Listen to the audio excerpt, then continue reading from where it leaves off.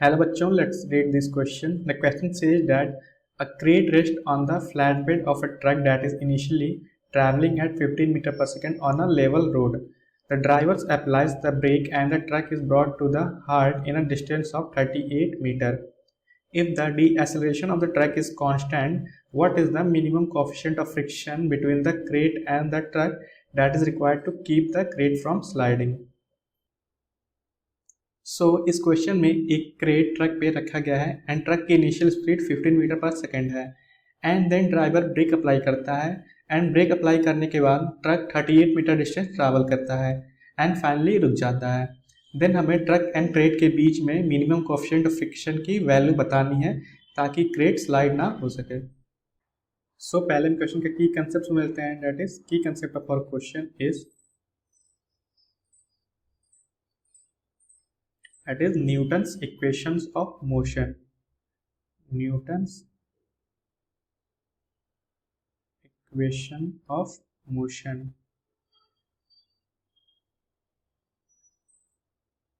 That is ये क्या होता है हमारा v square is equal to u square plus 2as where v is the final velocity of any object, u is the initial velocity of any object, and a is the acceleration of the object, and s is the displacement covered by the object. And second concept is F is equal to ma, that is Newton's second law of motion. Newton's second law of motion. And third concept is that is friction force. क्या होता है हमारा friction force is equal to mu into n, where n is the normal reaction and mu is the coefficient of friction.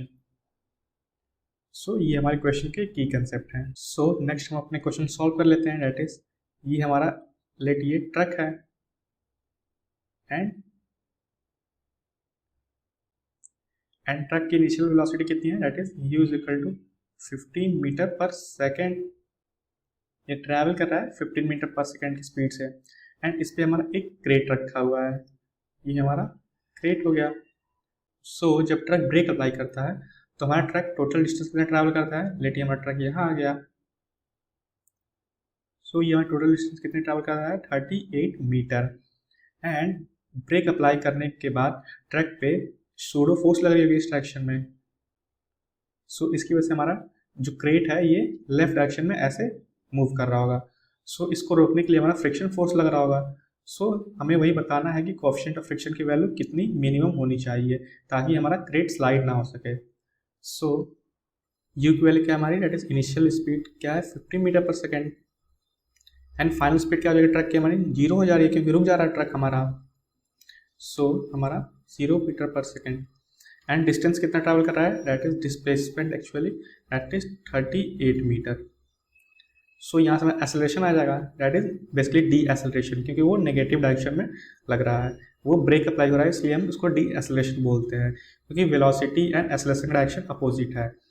यहाँ से हमारा v square is equal to u square plus 2as and v square की value कितनी है हमारी 0 and u square की value 15 का square and यहाँ पे हमारा माइनस साइन आएगा क्योंकि एक्सेलरेशन एंड वेलोसिटी का डायरेक्शन अपोजिट है। वेलोसिटी को हम डायरेक्शन को पॉजिटिव लेते हैं, देयरफॉर एक्सेलरेशन हमारा नेगेटिव हो जाएगा। Therefore 2 into a and displacement कितना हमारा, दैट इज 38 मीटर। यहाँ से हमारा क्या आ जाएगा, that is 2 into a into 38 is equal to 225 15 का स्क्वायर। यहाँ से a की वैल्यू कितनी आ जाएगी, दैट इज 225 अपॉन 2 into 38। ये हमारे एक्सेलरेशन की वैल्यू है। एंड जब हमारा ट्रक मूव कर रहा होगा तो जो ये हमारा क्रेट रखा हुआ है ट्रक पे, लेकिन हमारा ट्रक का ऑब्जेक्ट बॉडी है,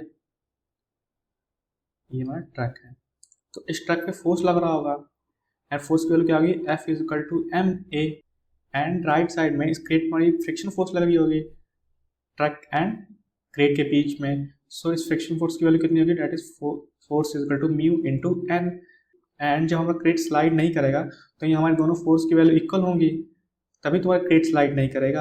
यहाँ से हमारा क्या आ जाएगा, that is m into a is equal to mu into n, m into a is equal to mu and n क्या होता है हमारा normal reaction that is m ji.